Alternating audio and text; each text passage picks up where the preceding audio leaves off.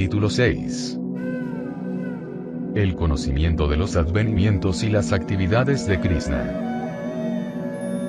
En nosotros están actuando dos fuerzas de la naturaleza. Una de ellas nos hace decidir que en esta vida haremos avance espiritual, pero, al momento siguiente, la otra fuerza, Maya, la energía ilusoria, dice: ¿qué son todas estas molestias en las que te estás metiendo? Tú disfruta de la vida, y sé indulgente contigo mismo. Esa tendencia a olvidar es la diferencia entre Dios y el hombre. Arjuna es un compañero íntimo de Krishna, y, cada vez que Krishna aparece en cualquier planeta, Arjuna nace también y aparece con él. Cuando Krishna explicó el Bhagavad Gita al dios del sol, Arjuna también estaba allí con él. Pero, como es una entidad viviente finita, Arjuna no lo podía recordar. El olvido es la naturaleza de la entidad viviente. Ni siquiera podemos recordar lo que estábamos haciendo ayer exactamente a estas horas, o la semana pasada. Si no podemos recordar eso, ¿cómo vamos a poder recordar lo que ocurrió en nuestras vidas anteriores? Aquí cabría preguntar por qué Krishna puede recordar y nosotros no podemos, y la respuesta es que Krishna no cambia de cuerpo. Ayopisana vyayadma, bhutana amishwaropisan. Prakritim swamadishtaya, sambhavami admamayaya. Traducción. Aunque yo no tengo nacimiento y mi cuerpo trascendental nunca se deteriora, y aunque soy el Señor de todos los seres conscientes, aún así, aparezco en cada milenio en mi forma original trascendental. Bhagavad Gita. Texto 6, capítulo 4. La palabra, Admamayaya, significa que Krishna desciende tal y como es. No cambia de cuerpo. Pero nosotros, como almas condicionadas, cambiamos el nuestro, y, como consecuencia, olvidamos. Krishna no solo conoce el pasado, presente y futuro de sus propias actividades, sino también el pasado, presente y futuro de las actividades de todos. Vedaham samatitani, vartamanani charjuna. Bhavishyani chavutani, mam tu vedanakaschana. Traducción. Oh, Arjuna. Como suprema personalidad de Dios, yo sé todo lo que ha ocurrido en el pasado, todo lo que sucede en el presente y todo lo que habrá de acaecer. Yo también conozco a todas las entidades vivientes. Pero a mí, nadie me conoce. Bhagavad Gita. Verso 26, capítulo 7. En el Srimad Bhagavatam también encontramos que se define al Señor Supremo como aquel que lo conoce todo. No es este el caso ni siquiera de las más elevadas entidades vivientes como Brahma y Shiva. Solo Vishnu, Krishna, lo conoce todo. También podríamos preguntar que, si él no cambia de cuerpo, ¿por qué viene como encarnación? Entre los filósofos hay muchas divergencias referentes a esta cuestión. Algunos dicen que Krishna asume un cuerpo material cuando viene, pero no es así. Si asumiera un cuerpo material como el nuestro, no podría recordar, porque el olvido se debe al cuerpo material. La conclusión verdadera es que el Señor no cambia de cuerpo. A Dios se le llama todopoderoso, y en el verso citado anteriormente se explica su omnipotencia. Krishna no nace, y es eterno. Igualmente, la entidad viviente tampoco nace, y también es eterna. El que nace es únicamente el cuerpo con el que se identifica la entidad viviente. Al mismo principio del Bhagavad Gita, en el capítulo 2, Krishna explica que lo que aceptamos como nacimiento y muerte, se debe al cuerpo, y que, en cuanto recuperemos nuestro cuerpo espiritual y salgamos de la contaminación del nacimiento y la muerte, seremos cualitativamente idénticos a Krishna.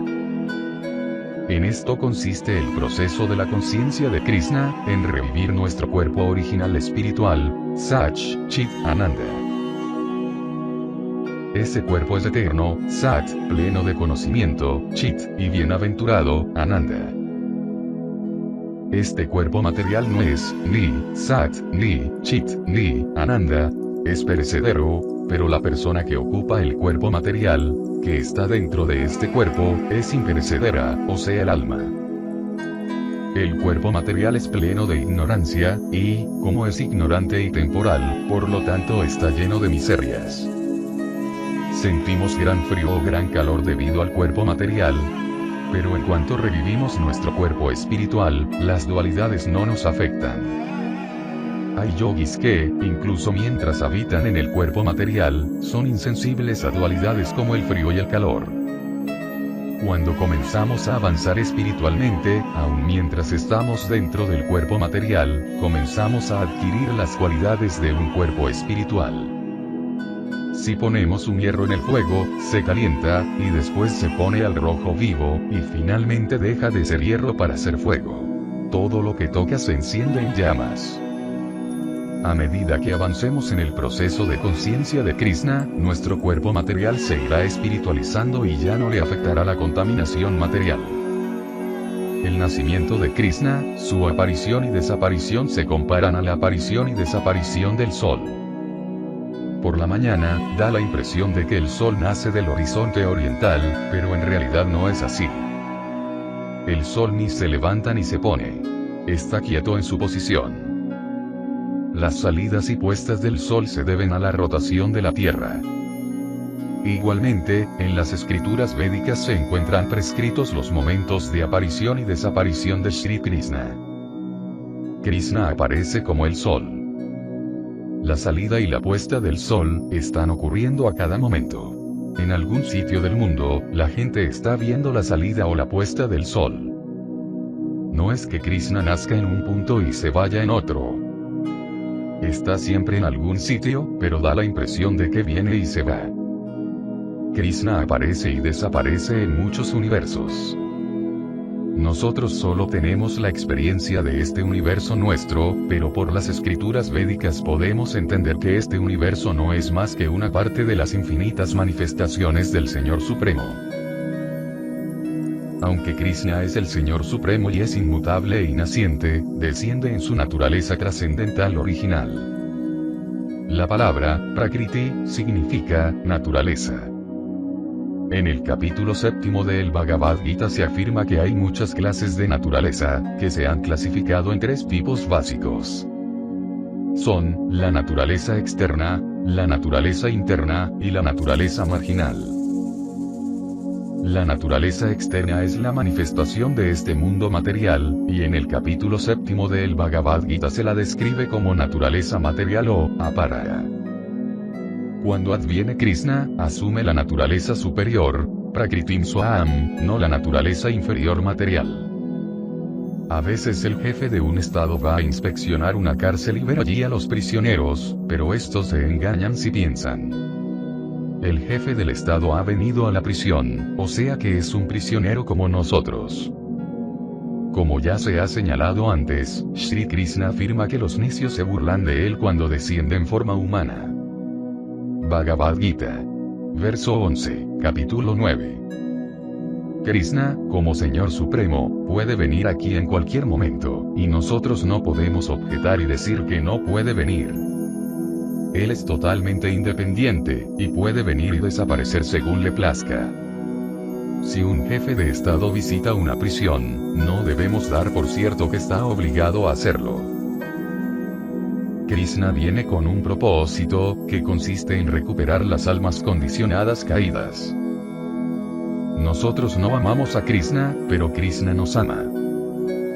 Él nos reclama a todos como hijos suyos.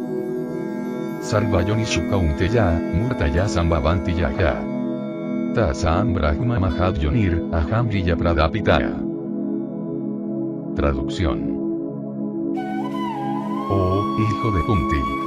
Se debe comprender que todas las especies de vida aparecen debido a su nacimiento en la naturaleza material, y que yo soy el Padre que aporta la simiente. Bhagavad Gita. Verso 4, capítulo 14. Un padre siempre quiere a su hijo. Puede que el hijo olvide a su padre, pero el padre nunca puede olvidar a su hijo. Krishna viene al universo material por amor a nosotros, para liberarnos de las miserias del nacimiento y la muerte. Él dice: mis queridos hijos, ¿por qué os estáis pudriendo en este mundo miserable? Venid a mí, y yo os daré plena protección. Nosotros somos hijos del Supremo, y podemos disfrutar de la vida de una forma suprema, sin desdicha alguna y sin ninguna duda. Por tanto, no debemos pensar que Krishna viene aquí como lo hacemos nosotros, obligado por las leyes de la naturaleza. La palabra sánscrita avatara significa literalmente aquel que desciende. Aquel que desciende del universo espiritual al universo material por su propia voluntad recibe el nombre de avatara. A veces Sri Krishna desciende personalmente, y a veces envía su representante. Las más importantes religiones del mundo, cristiana, hindú, budista y musulmana, creen en alguna autoridad o personalidad suprema que desciende del reino de Dios. En la religión cristiana, Jesucristo afirmaba ser el Hijo de Dios y venir del reino de Dios para recuperar a las almas condicionadas. Como seguidores del Bhagavad Gita, aceptamos esta afirmación como cierta. De manera que, básicamente, no hay diferencia de opinión.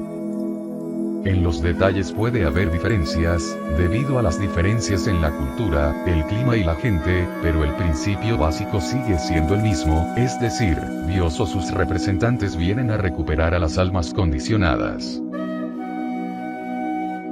Yada yada hi dharmasya, la anirbhavati bharata. Avyutanama dharmasya, tadadmanam sriyan yahan. Traducción. Cuando quiera y donde quiera que haya una declinación de la práctica religiosa, o descendiente de Bharata, y un aumento predominante de la irreligión, en ese entonces yo mismo desciendo.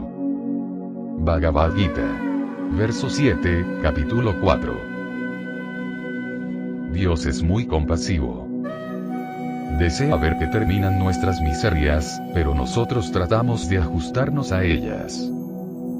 Puesto que somos partes integrales del Señor Supremo, no estamos destinados a sufrir esas miserias, pero de un modo u otro, las hemos aceptado voluntariamente. Hay miserias que provienen del cuerpo y de la mente, de otras entidades vivientes, y de catástrofes naturales. Nosotros, o bien sufrimos de las tres clases de miserias, o, al menos, de una. Siempre estamos tratando de dar una solución a esas miserias, y esa tentativa constituye nuestra lucha por la existencia. La solución no se puede encontrar con nuestro diminuto cerebro. Solamente podremos encontrarla cuando nos refugiemos en el Señor Supremo. Podremos ser felices cuando nos hayamos situado de nuevo en nuestra posición original, y el propósito del Bhagavad Gita es situarnos de nuevo en esa posición. Dios y su representante vienen también a ayudarnos. Como ya se ha dicho anteriormente, descienden a este mundo material desde la naturaleza superior, y no están sujetos a las leyes del nacimiento, la vejez, la enfermedad y la muerte.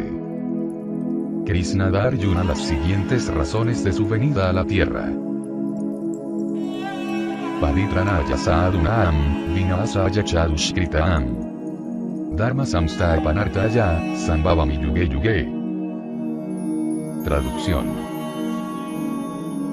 Yo mismo desciendo milenio tras milenio, a fin de redimir a los piadosos y aniquilar a los malvados, así como para restablecer los principios de la religión.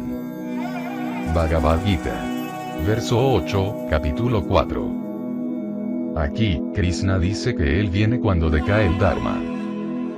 La palabra sánscrita, dharma, se ha traducido al español como fe, pero actualmente la palabra fe se refiere a un sistema religioso que puede recibir el nombre de cristiano, musulmán, hindú, budista, etc. Pero la palabra dharma no tiene el mismo significado que fe. La fe de una persona puede cambiar de hindú a budista, a cristiana o a musulmana, etc. La gente puede aceptar una fe y rechazar otra, pero el Dharma no se puede cambiar. La naturaleza de todas las personas consiste en ofrecer servicio, bien a sí mismos, bien a la familia, a la comunidad, a la nación, o a la humanidad entera. Este ofrecer servicio no puede separarse de ninguna manera de la entidad viviente, y esto es lo que constituye el Dharma de todo ser viviente. Sin ofrecer servicio no se puede existir. El mundo marcha porque todos ofrecemos e intercambiamos servicio. Debemos olvidar si somos cristianos, musulmanes o hindúes, y tenemos que entender que somos entidades vivientes originalmente, cuya única posición consiste en ofrecer servicio a la entidad viviente suprema, Dios. Cuando alcanzamos esa etapa de comprensión, estamos liberados. La liberación es la libertad de las designaciones temporales que hemos adquirido por el contacto con la naturaleza material. La liberación no es más que eso. Por tener cuerpos materiales, asumimos muchas designaciones. De forma que nos llamamos hombre, padre, americano, cristiano, hindú, etc. Si de verdad queremos alcanzar la libertad, debemos abandonar esas designaciones. En ningún caso somos nosotros el amo. En la actualidad estamos sirviendo, pero servimos con designaciones. Somos los sirvientes de una esposa, de una familia, de un empleo, de nuestros propios sentidos, de nuestros hijos, y, si no tenemos hijos, nos hacemos sirvientes de nuestros perros y gatos. Sea cual sea el caso, tenemos que tener algo o alguien a quien servir. Si no tenemos esposa o hijo, tenemos que atrapar algún perro o algún otro animal inferior para servirle. Esa es nuestra naturaleza. Nos vemos forzados a hacerlo así. Cuando, al fin, nos liberamos de todas esas designaciones y comenzamos a ofrecer servicio de amor trascendental al Señor, alcanzamos nuestro estado de perfección. Entonces nos situamos firmemente en nuestro verdadero Dharma. Así pues, dice Sri Krishna, que Él adviene cuando quiera que haya una discrepancia en el Dharma de las entidades vivientes, es decir, cuando quiera que las entidades vivientes cesan de ofrecer servicio al Supremo. En otras palabras, cuando la entidad viviente está demasiado atareada en servir a sus sentidos, y se entrega más de la cuenta a la complacencia de los sentidos, viene el Señor. En la India, por ejemplo, cuando la gente cometía excesos en el sacrificio de animales, vino el Señor Buda y estableció el ahimsa, la no violencia hacia todas las entidades vivientes. Análogamente, en el verso citado antes, Sri Krishna dice que viene para proteger a los sadhus, paritranaya sadhunam. Los sadhus se caracterizan por su tolerancia hacia todas las demás entidades vivientes. A pesar de toda clase de inconvenientes y peligros, tratan de entregar verdadero conocimiento a la gente en general. El sadhu no es amigo de ninguna sociedad, comunidad o país en particular, sino que es el amigo de todos, no solo de los seres humanos, sino también de los animales y de las formas inferiores de vida. En pocas palabras, el sadhu no es enemigo de nadie, pero sí, es amigo de todos. Como consecuencia, siempre está en paz. Esas personas que han sacrificado todo por el Señor son muy amadas por Él. Aunque a los sadhus no les importa si les insultan, Krishna no tolera que se les insulte. Como se afirma en el capítulo 9 del Bhagavad Gita, Krishna es el mismo para con todos, pero tiene especial inclinación hacia sus devotos. Samoyan sarvabhuteshu, name dveshyo estina priyaha. Y bajanti tumaan bhaktiaya, mayitete suchapyahan. Traducción. Yo no envidio ni soy parcial a nadie. Yo soy igual para con todos, pero aquel que me rinde servicio con devoción, es mi amigo, está en mí, y yo también soy un amigo para él. Bhagavad Gita. Verso 29, capítulo 9. Aunque Krishna es neutral para con todos, a quien está continuamente ocupado con conciencia de Krishna, que está difundiendo el mensaje del Bhagavad Gita, le da una especial protección. Sri Krishna ha prometido que su devoto nunca perecerá. Kaunteya pratiyanihi, name bhakta pranashyati. Bhagavad Gita. Verso 31, capítulo 9. No solo viene Krishna a proteger y salvar a sus devotos, sino también para destruir a los malvados, Vinashaya Chadushkritam. Krishna quería establecer como gobernantes del mundo a Arjuna y los 5 Pandavas, que eran los kshatriyas y devotos más piadosos, y también quería eliminar al grupo ateo de Duryodhana. Y como ya se ha dicho anteriormente, una tercera razón para su venida es el establecer la verdadera religión, Dharma Samsthapanarthaya. De manera que el propósito de la venida de Krishna es triple. Protege a sus devotos, elimina a los demonios, y establece la verdadera religión de la entidad viviente. No solo viene una vez, sino muchísimas veces, Sambhavam y Yuge Yuge, porque la característica de este mundo material es que con el transcurso del tiempo, tras haberse hecho un reajuste, volverá otra vez a degradarse. El mundo está concebido de tal manera que, incluso si hacemos un ajuste muy bueno, irá degradándose poco a poco. Después de la Primera Guerra Mundial se firmó un armisticio, y hubo un corto periodo de paz, pero pronto llegó la Segunda Guerra Mundial, y, ahora que ya se terminó, se están preparando para la Tercera Guerra Mundial. Esta es la función del tiempo, Kala, en el mundo material. Construimos una casa muy bonita, y a los 50 años se deteriora, y al cabo de 100 años se deteriora todavía más. Análogamente, cuando el cuerpo es joven, la gente se interesa mucho por él, siempre prodigándole afecto y besándolo, pero cuando envejece, nadie le hace caso. Esa es la naturaleza del mundo material.